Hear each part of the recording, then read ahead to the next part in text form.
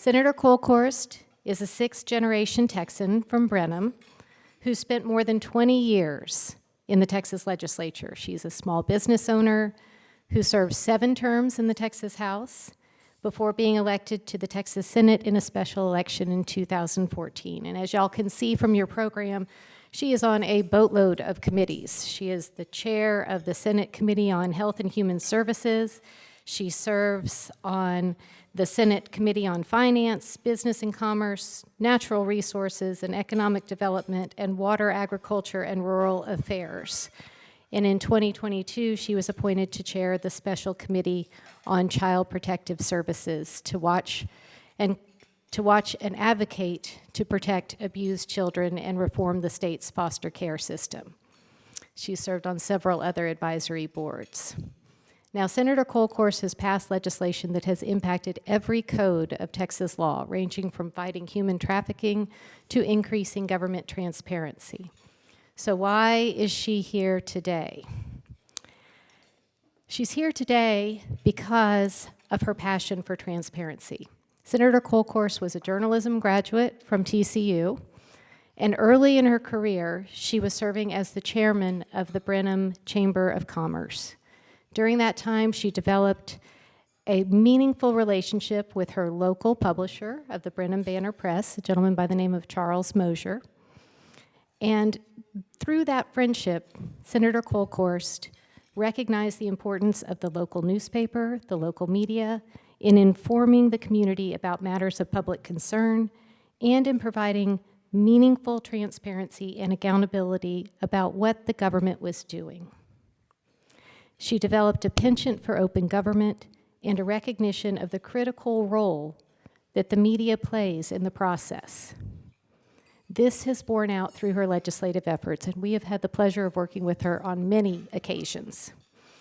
In the 2021 legislative session, she co-authored with Senator Zaffirini a successful measure that required access under the Texas Public Information Act to nursing home information, nursing homes that were COVID hotspots. And I don't know if y'all remember at that time, but it was just absolutely tragic. We had people coming to FOIFT saying, my parent is in a nursing home and I can't get any information. I can't get any information about the number of COVID outbreaks there are. I'm gonna pull them out of this nursing home, but I don't know where to take them to because I can't get information about this next nursing home that I'm considering.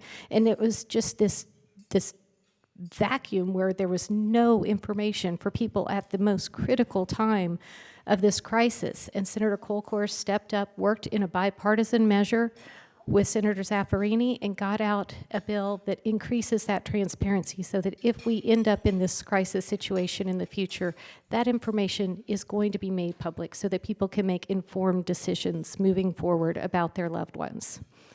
In this year's session, she filed and passed Senate Bill 943 along with Chairman Hunter, who is here this morning.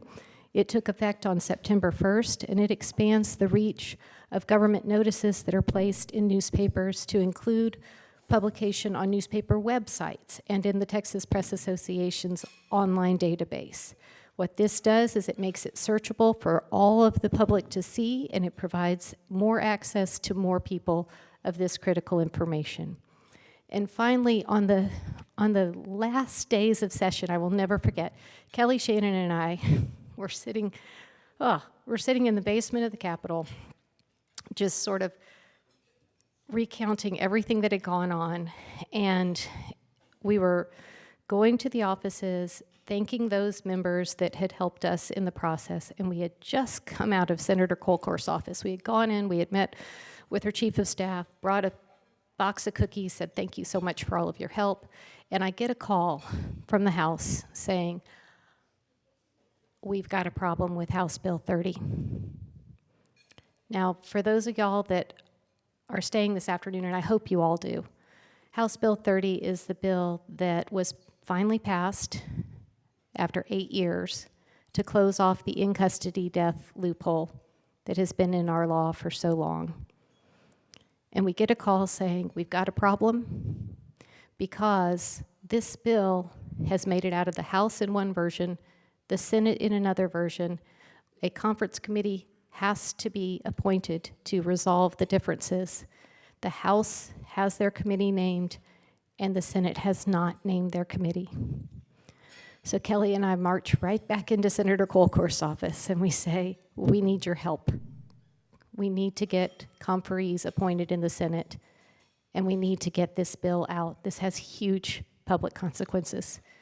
And sure enough, Senator Kolkhorst was served on that committee. That committee was named. She was a conferee on that committee, and they were able to get out this bill that we had struggled so hard to get out for so long. So for that, we are eternally grateful, and we look forward to hearing what you have to say today, Senator.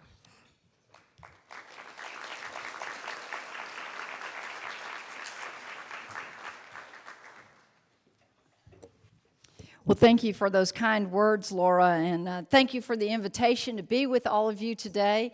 And in this setting, not in the Pink Granite Building. It's always good to be outside of the Pink Granite Building, and it's good to finally for the Senate be back in our districts, at least for a little while. I think we have an imminent special session coming around the corner. Bill, I want to congratulate you. Where'd you go, Bill? Oh, congratulations. Give him another round of applause. Your words were meaningful to this journalism-trained student and practiced for a little while. And what stuck to me was for 230 years we had access to this, why no more? And so thank you for that. It's something I'll think about for a long time. So you always know when you're giving an important speech when you have a notebook like this, right?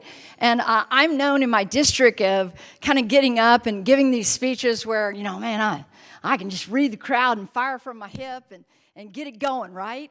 But I think today is a day that I will follow my notes. And as you know, as a journalist, gosh, over the 2 weeks of a trial, you know, it was very interesting to watch. I saw y'all up covering it, taking notes, quotes that I thought were very important to stick with me and to do. And so today, you can see that the staff always prepares things, but then, you know, you literally destroy their speech with your own words. And so I want to say to Laura, thank you for what you do in walking those halls and fighting for information. And certainly Donis Baggett, we've known each other since you were at the Bryan Eagle. I think you were the publisher when I was playing high school golf. And I was so grateful that I had, like, it was top of the fold, and it was a picture of me teeing off on a very cold, windy day, and my mother loved it, and she cut it out of her she cut it out, and it's still in my scrapbook today. So that's why we still need print media out there, not just online stuff, so moms can cut it out and put it in their scrapbook, which I have done for my son and daughter for many years. And then certainly Kelly Shannon, I know that you and I just talked when you covered a lot of things in the House back in the day, Associate Press, and for I think the Dallas Morning News as well. And it was always really fun. She said I impacted her so much on my farm to table legislation, you know, and raw milk and things like that. And so I'm glad I had some positive impact. Grow those gardens. It's important. I have to, before I give the rest of my speech, I have to tell y'all, as journalists in the room, when I was at TCU, I graduated with a journalism degree, and I went to work for the Southwest Conference. Now, how many of you in here remember what the Southwest Conference is? Okay, that's great. That means you're old. Congratulations. But I was working for the Southwest Conference radio network, actually, and then I was at a Southwest Conference kickoff, and the sports information director, that's what we called him at the time, was kind of watching me from afar, and he had his associate SID leaving, and he offered me the job, and of course I took it, went back to TCU. Kelly, I'll tell you one of my favorite stories was, it was after a basketball game. And for you UT grads in the room and UT fans, TCU had hit a game-winning shot from about half court, buzzer shot. And Denny Freeman, good old Denny Freeman, walks in, and we had the media that we were down in the basement, and we always set it up. And Denny Freeman walks in, and he was kind of the grandfather of that group. And he walks in, and for you ladies in there were no female sports reporters at the time. And he walks in and he goes, "Boys, if you can't write this one, get out of the business." And so that's my favorite Denny Freeman AP story. So I loved working with the media. I was the person, always trying to go get those interviews, dealing with, the curmudgeon coach who was like, "I'm not talking to the media." "Yes, sir, you are." I was young. I was in my 20s, and, I was this female SID, and they were like, "Who do you think you are?" And I go, "I'm the person that was sent here to get you to come out and speak to the media, and you're going to do it." And so I certainly appreciate what all of you do. So it is an honor to join you today as the Freedom of Information Foundation of Texas celebrates the 50th anniversary of the Texas Public Information Act. The issue of government transparency is just more important today, I think more important today than it was even decades ago. There's so much going on. Our government is so much bigger. There's a lot at stake. And so celebrating a half a century of that act is important, and how we further it and better it is even more important. Of course, my office has worked with Kelly and her team from the foundation for many years. And I'm going to talk about some of the real-world examples of legislation that my office has pursued through the years to improve the public's access to government. And I've worked with a lot of different members, both Democrats and Republicans, House members, rural and also urban. It should be no surprise to y'all that it really should not be a partisan issue ever to be able to get that information out. I have a personal tie to the history of the Texas Public Information Act, previously known, and I still call it at times, the Open Records Act, because it was passed in 1973 following the Sharpstown stock fraud scandal of 1971 and 1972 that rocked state government. I was a young girl growing up in Brenham, Texas. But I can recall the incredible public debate over this event because the Speaker of the House at the time was from where? Brenham, Texas. And so growing up, I think those events helped foster a deep respect for the public's role in government and the public's right to information about what was happening in their government. I was a little girl sitting at that dining room table where my mother, we sat down and had dinner every night, and I could remember the debates that she and my father had about the Sharpstown scandal, and it really did have a huge impact on me. I'll tell y'all that my dad was a big Gus Mutcher fan, and my mother was not. And so it was a lively conversation.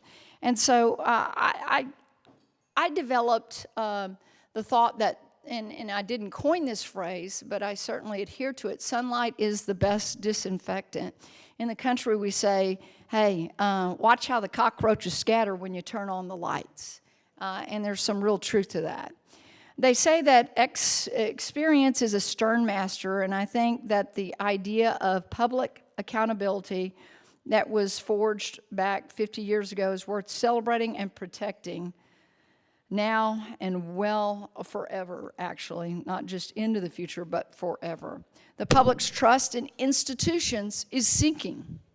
I feel that. Y'all feel that. And at the same time, the fight for public information is struggling, and I think there's a direct correlation. People are starving for the facts, and the Texas Public Information Act is an important tool to get those facts into the public. I'm going to talk about a situation. It might make some of you uncomfortable in the room, but that's what y'all do. You make people, you feed information. You make some of us sometimes feel uncomfortable when we have to answer those questions. But, as chair of Health and Human Services, I lived through what I think is going to be probably the most monumental event in our lives, which was the COVID pandemic. And when I say that, I want to put that in perspective for y'all. It wasn't just the fear of, oh my gosh, we have this pandemic going on, but it was the actions that the government took that are going to have lasting effects. before I came here this morning, I was meeting with one of the state agencies, the commissioner of one of the state agencies that, as a chairman, I have the honor to serve and to oversee. And we talked about the long-term effects of the lockdowns and the impacts on our children when they weren't in school, the learning loss, how they kind of began to raise themselves. Some children have really never recovered. And I'm going to tell y'all that it is going to take decades upon decades. We are going to pay in the mental health realm as well in the learning loss realm for decades to come. So look only as far as the recent events with COVID where public health care data was put into the spotlight. And we learned that it could be used for transparency and public good, but also for manipulation if that data wasn't shared with the greater public. You know, I think that Laura touched on that, and the example that she gave, it was happening right in my little hometown of Brenham, Texas. Of course, you know, none of us were traveling. We were all there. I was on conference calls from the White House to the governor, to the lieutenant governor, to other state senators, to our nursing facilities, to hospitals and everything else. And I will tell you that my staff, we never closed the office, and we went into the office because we were there to serve the public. And one of the things was we kept getting these phone calls about a particular nursing facility. And then the media, local media, started calling me, do you have any information? And we couldn't get any information. I want you to know that I was working with our state agencies, couldn't get a reaction from some of the highest elected officials in our state. And at one point, I looked at my chief of staff and I said, call the media. I'm about to do a press conference, and I'm going to blow the socks off for everybody. And, you know, I love this. My chief of staff, Chris, goes, hey, boss, before we do that, could we make one more phone call? Because I was going to have scorched earth. There was going to be nothing left when I finished with it. And I called Nim Kidd, and Nim, you know, kind of, you know, he said, I can have a team there. In the end, when the dust settled, there were over, I think at the time, there had been 23 deaths in this nursing facility, and no one knew it. Can y'all believe that? We couldn't get that information. And in the end, I mean, we were ranked as like the worst facility. I think there was one nursing facility in Fort Worth that had 25 deaths. And it took forever to pull that out, and the media was trying. And so that is something that I have to say was the hidden information there was used for the bad.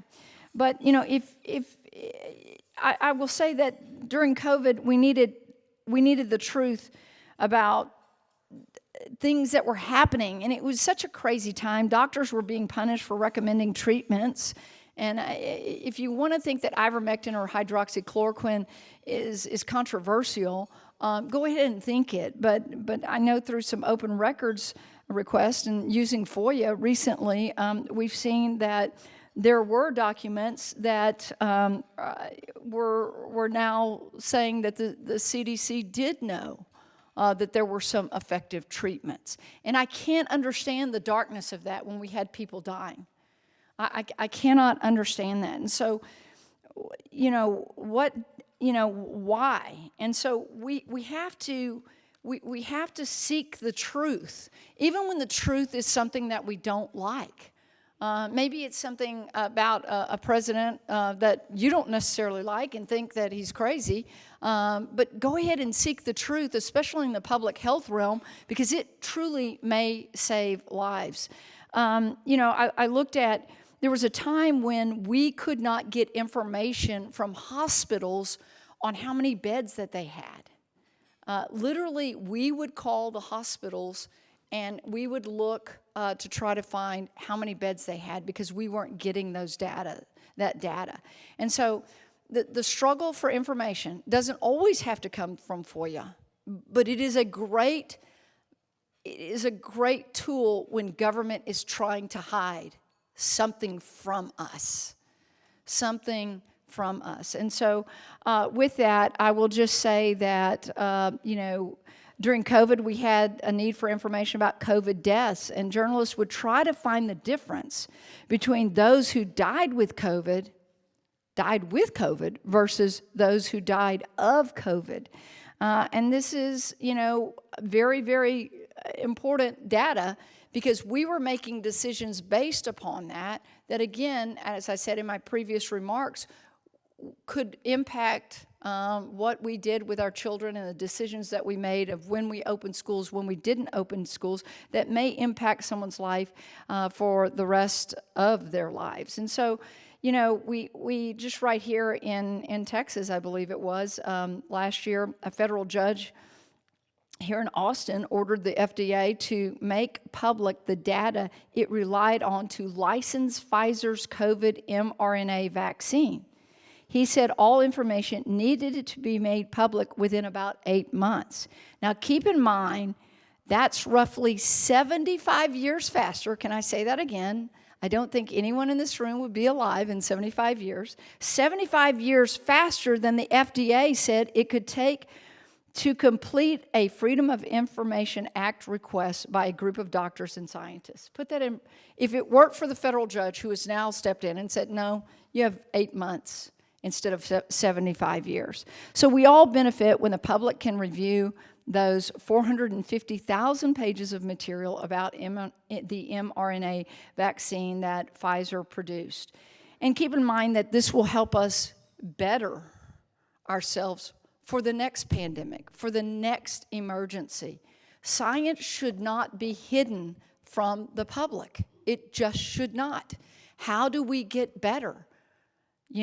How do we get better? Bill, we get better because we have the information, that it can't be hidden for 75 years. So in public health, we must have the most accurate data possible so that the decision makers can better gauge the risks. And I would say in the realm that I deal with, and save lives. So the freedom of information is a key component to making good decisions. So as a journalist, you're sitting there going, I want to get this information because I want the governed to know, and they should. There are times when I can't get information from state agencies because we're trying to build policy and make Texas and hopefully the United States a better place. So I feel that with y'all. I'm honored, and I have been honored, Donna's, to be named Champion of Transparency by the Texas Press Association, who is a member of this esteemed group. And I was recognized for work in passing legislation ensuring that Texas can obtain statistics on transmission rates, like I talked about, in communicable diseases in healthcare facilities. I mentioned that what happened in those long-term facilities can never happen again. Because you know why? People were trying to make decisions for their loved ones. I remember the conversation that I had with the daughter of Mrs. Duck. Mrs. Duck, I grew up going to K&G Steakhouse, and she was one of the waitresses there. I sat on my couch, and for an hour and 47 minutes, I listened to the horrific story that her daughter told me about how confused her mother was that she couldn't go in and see her. And this was at the very facility that we couldn't obtain that information. Again, we have to have that kind of information. And I will tell you that it was people like you in this room that drove me. Sometimes lawmakers say, I know something's wrong, but how should we craft this bill? And your input was invaluable on that. And Donna's, to you and to the rest of you, the foundation, thank you for your input on that. So I will say that journalists obviously need help during that time, and we took a stand. I'll state the obvious. Some of you in this room are Democrats, and some of you, maybe, are Republican. Others are independent. And the point I'd like to make today is that we all benefit by a transparent government. We can all agree on that basic fact if we are striving to truly improve public policy. We may disagree on the right solution, but no matter your political approach, the public good directly benefits from public information. I'm a state senator. I've been a state representative. Most of the journalists and our public policy advocates are here to do good. And we are living in a politically volatile time in Texas and in our nation. Whether it was COVID or how Texas is addressing the border crisis or the upcoming debate over public education or the hundreds of other political debates filling our days, we as Texans and Americans seem to be stifled by public skepticism. One of the remedies for skepticism must be to increase the pursuit of public information, to knock down the walls between the government and the governed, to not fear what that information may reveal to the public. Give them that information. They will make good decisions. I want y'all to know that I make my staff track every email and every phone call. Andrea over here is smiling. Chris G is smiling.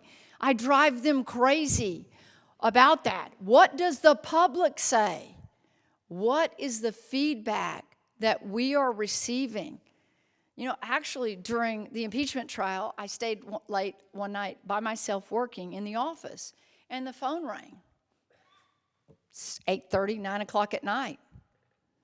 Now, my staff doesn't know this, but I answered the phone call every time it rang. Senator Kolkhorst's office. And I listened. And I listened. And I listened.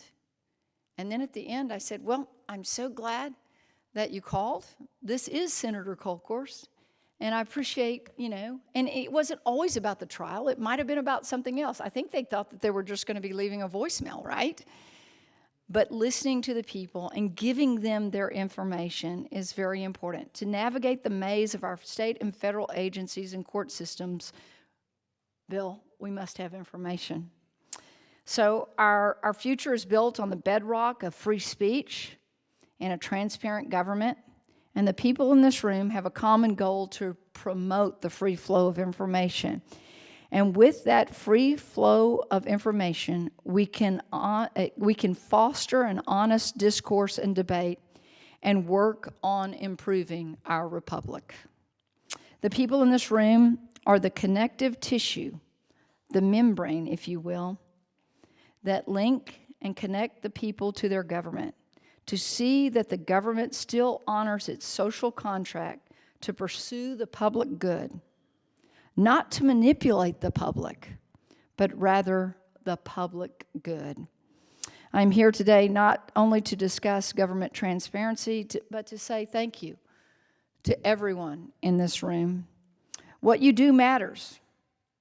What I do matters. And what we have done together certainly matters. To the young journalists in the room, I was trained a long time ago. I don't know if they still train this in journalism school. Who, what, when, where, and to what extent. Try to get that in your lead. And the inverted pyramid. And if you want to put your opinion in an article, write an op-ed. Report the facts. That's what you're supposed to do as a journalist. It's harder and harder to do. Lauren, you do it in like how many words on a tweet? Short.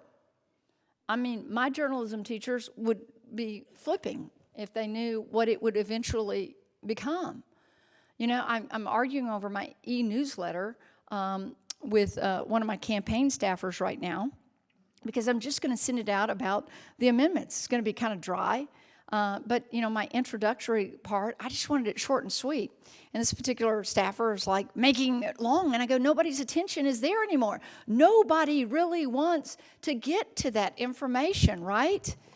So to you young journalists, who, what, when, where, and to what extent in an inverted pyramid taught to me in the 1980s, it's still applicable. And if you want your opinion in that article, write an op-ed. So I want to say that we have more public information bills that we need to file. and strive for it. You know, try spending some time to pass a Public Information Act in China or with other authoritarian, I can't ever say that word, these other regimes that don't allow for public discourse and want to control everything in your lives. How's that? That's the point of today. We have a precious gift in our freedoms, and I believe that the press protects those freedoms. And those freedoms stay strong when we have strong and independent press. So let me just mention a couple of other bills that we passed. You know, you mentioned HB 30, such an important bill. And I don't know why it took us so long to pass, but this is referred to as the dead suspect loophole, and it's time. Another bill that I want to talk about from this last session was from Representative Landgraf and Senator Zaffirini. HB 3033, it defines business days in the Public Information Act to ensure consistency in how the law is carried out. Some governments had come up with their own rules for what constitutes a business day by declaring that days that don't count if they're not physically in an office or the doors are closed or work from home days.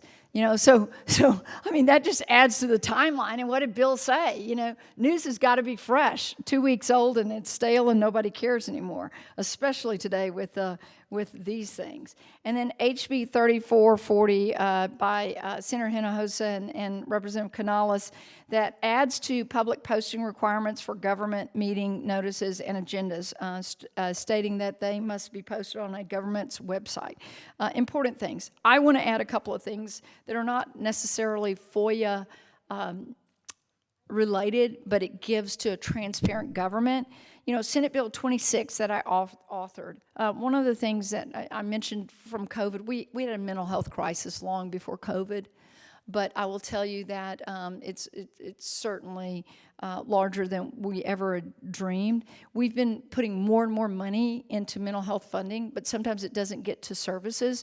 And so, like, Senate Bill 26 is going to require more accountability and transparency from our local mental health authorities, and HHSC's OIG is going to conduct performance and financial audits of our local mental health authorities so that we can know where those dollars are going.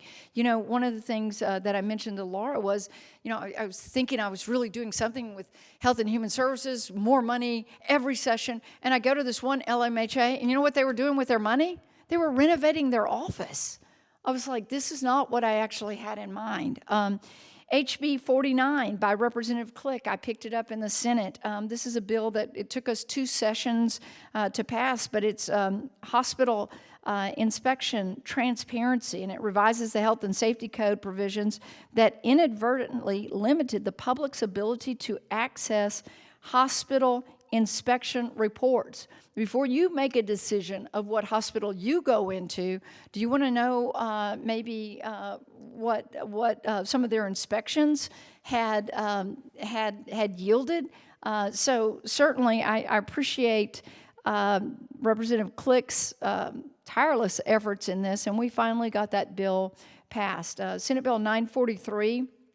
Which is the newspaper legal notices, and it requires newspapers that publish a legal notice to publish that notice on the newspaper's public internet website, and require that the notice also be published in the database maintained by the Texas Press Association. Donis, you and I just had a great conversation. I shared that bill with Representative Chairman Hunter, and you know, while I didn't get all my bills out of the House State Affairs Committee, I got that one out. So I'll have Chairman Hunter pick up all my bills from now on.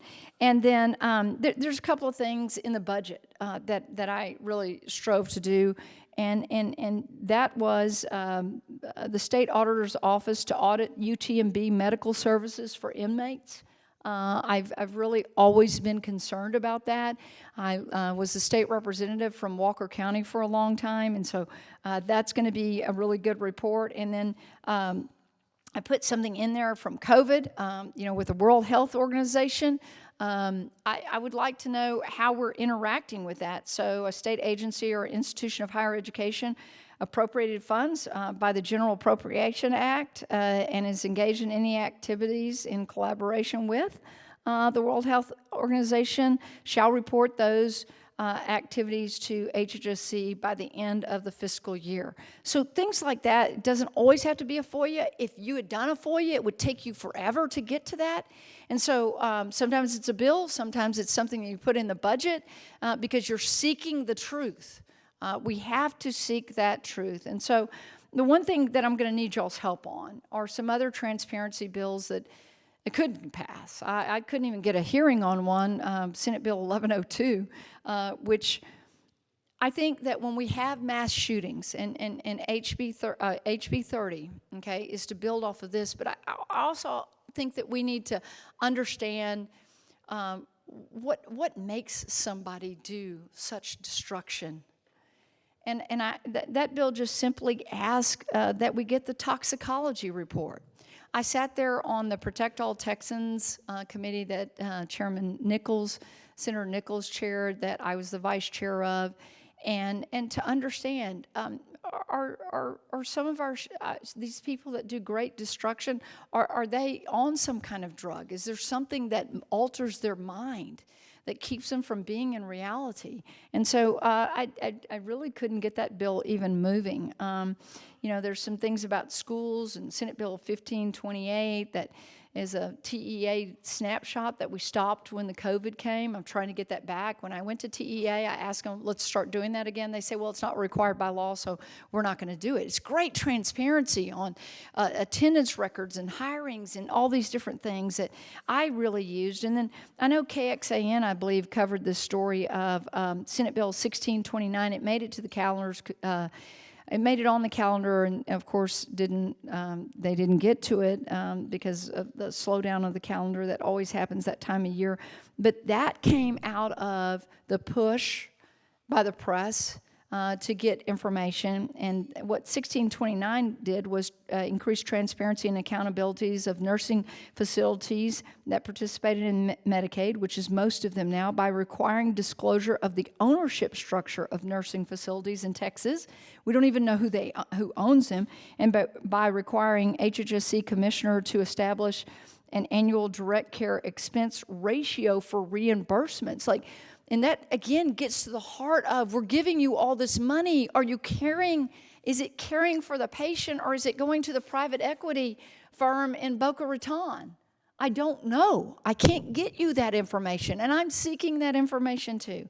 So there's bills that we had that were certainly triumphant, and we did good job in getting them over the goal line, but like Senate Bill 2010 by Senator Schwertner, I was a co-author on it, would have provided needed transparency to detect and prevent market manipulation by requiring reports by the independent market monitor and the PUC on potential violations and enforcement actions. Well, that got all the way to the governor's desk and was vetoed. So, and it could have been one of those that it wasn't as important as property taxes. I don't remember what the veto proclamation said. But what I'm saying there is that all of that information is hugely important. And it's hugely important for us as lawmakers to make decisions. And it's very important for you so that you can use your discernment in what you push out to the public. And I would encourage you, young journalists, don't have blinders. Don't have blinders. Push it all to the public. Give it to them so that then they are the informed voter, or the people that call at 9 o'clock at night and ask you certain questions about certain bills. I make it a practice when I'm in that office late at night by myself, because the staff usually races to the phone and answers it before I do, to answer that phone and to listen to what the governed have questions about their government. And so with that, I have to say that it's really an honor to be here. I sent a text to my chief of staff and said, whew, I looked around here, and I mean, you know, this is the who's who of some of the greatest reporters that cover our Capitol. And sometimes you can be nervous about that. Chris G., did you survive my speech? Are you okay? Because I think that this happens. We talked about this at the table, is that sometimes government just doesn't want to give you that information. And sometimes that's because they think you're going to write it in a way that is not truthful.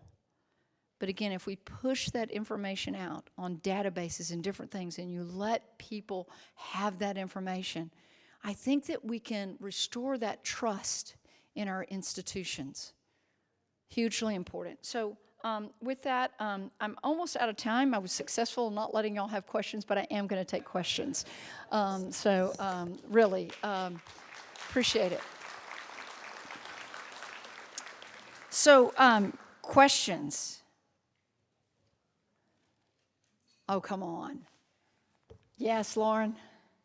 So in this morning's panel with Chairman Hunter, there was a question about searching records from state agencies, and former chief of staff from the AG's office said that they have the, there at the panel said they have the power to search for keywords in everyone's emails, for example, instead of going to that person and saying, hey, do you have any emails? Instead of honor system, they can actually, you know, just use the technology. Is that something that you think could and should be written into the public records law, away from an honor system and towards a... Yeah, it's hard for me to imagine that anyone would dishonor the Public Information Act.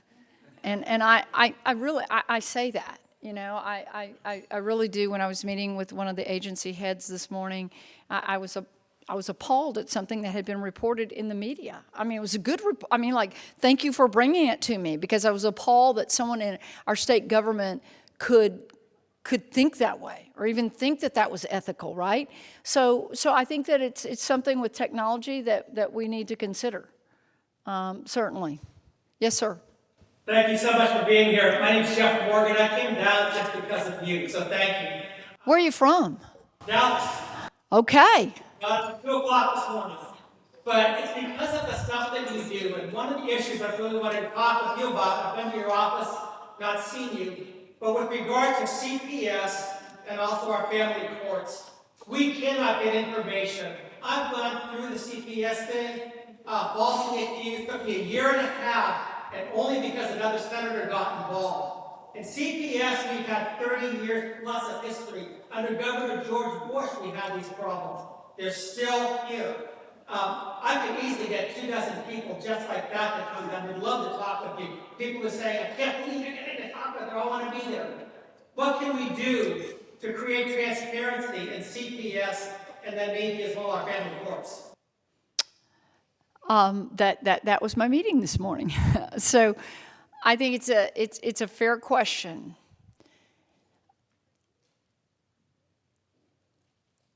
There is, because of the federal court case, I think that the knee-jerk reaction, especially since 2011, I really haven't been involved before then, has been a little bit of hesitancy. I have great hope with our new leader in Commissioner Muth and some of the things that she is working on. It's going to take a while to turn the tide of how that agency operates. We've made the decision to go to community-based care. That is a decision that has been debated over many sessions. And at this point, we're in a transitional period. So I'm just going to talk about the overall operation. Now, getting the information, I share your frustration there at times. You can ask some of the governor's staff. I've had heart-to-hearts with them and sometimes shouting matches about that agency. I think we're on the heels of moving. I really think that we're close to moving in the right direction. I'll meet with you afterwards about like what information you're looking for. Because I do know that like Senator Birdwell had some information that he filed, a bill that he filed that I was really behind both of them. The fiscal note that was put on them were ridiculous. I mean, like hundreds of millions of dollars for some of their, clarifying some of their database, and it's really public information kind of stuff. So let's meet right after this. I do have a little time. Any other questions? Yeah, Phil. Like the Senate this last time around, and sort of in the spirit of what they were saying about the courthouse news service, we were not given nearly as much access in the Senate as we were in the House, up to things including like amendments being filed that we weren't able to get access to because of COVID restrictions that kind of carried over. And I'm just wondering, given the sort of the comments that you've given today, whether you'd be willing to commit to possibly making things a little bit easier. Yeah, that's a great question. So I'm not chairman of administration, but I was for a fleeting minute, and I loved chairing administration. I mean, I wish Governor Patrick would let me chair administration and Health and Human Services, because that is a function of the admin chair. I have to tell you, Phil, that in the Senate, it is a very different than the House, and let me tell you why. We don't have access to the amendments either until they are handed to us by paper as they go down the aisle. Okay, so I want y'all to let that sink in. There's no pop-up on your screen. You are handed that, right? And in the Senate, you don't do a lot of amendments. I can tell you a really funny story. My freshman session, when I went up to Karina, man, I'm that freshman lawmaker, but I mean, I've served more than most of these senators out here, except for a few Democrats and Jane Nelson. That was it. And I was like, I own this place, right? I didn't own that place, because let me tell you, I go, hey, Karina, I've got an amendment for this bill, and where's Ledge Counsel on the floor? I was kind of looking for him. It was like early in session. She goes, she never looks at me. She goes, they're not on the floor. And I go, okay, well, how do you get an amendment drafted for a bill? And she goes, we don't do that in the Senate. And she kind of went on. It was really funny. I give that as an example. Of course, you can amend a bill as a senator, but we do not use the electronic database. Now, I will say that the trial, when things popped up on that screen, there were enough of us senators that said, wow, that's kind of nice. So the Senate is very steeped in its tradition of how things are done. So we'll see if there's some changes made about that. But you're right, it's slow. And it's really always been like this. It wasn't a COVID thing. The access on the floor, that was a COVID thing, and it kind of carried over that y'all don't sit on the floor. Oh, I mean, that access to the floor, nothing, we can't even get to the clerk's office. That's bad. And you can't say it again, Phil? Yeah, the back hall, right. Yeah, I agree. I mean, Lauren, she can't ambush me right there. I'm kidding you. We'll work on that. I do think that there's some value to that. I'm not on administration. I'm not the chairman of it, which is a function of the chair of administration. But it's a fair question and something that we should look at. But I enjoy it when you come by the office. All right. Any other question? Yes. Yeah. What we've run into in our case here is the power of the state court clerks. There's something like 254 of them. And even Judge Yackel. And I was wondering if you could just kind of explain where their power comes from. These are the local court clerks that seem to have a lot of political power. Yeah, I don't have an answer for you, Bill. That's why I listen to, that's not something that I ask for very often. I don't get on the judicial side. I make the laws and then judges rule on it a lot of times. And I think that is a very good question. So I'd like to talk to you more about that. I was very curious about that, but it makes sense what you were saying because that's what you do.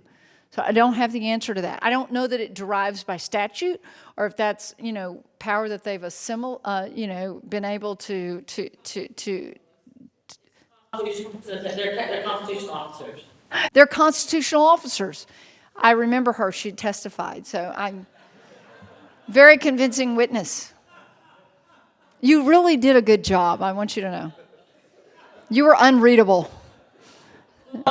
Thank you for letting me look at your face while making faces at me. Was I making faces at you? Absolutely deadpan. Yeah. I was very stoic and no, seriously.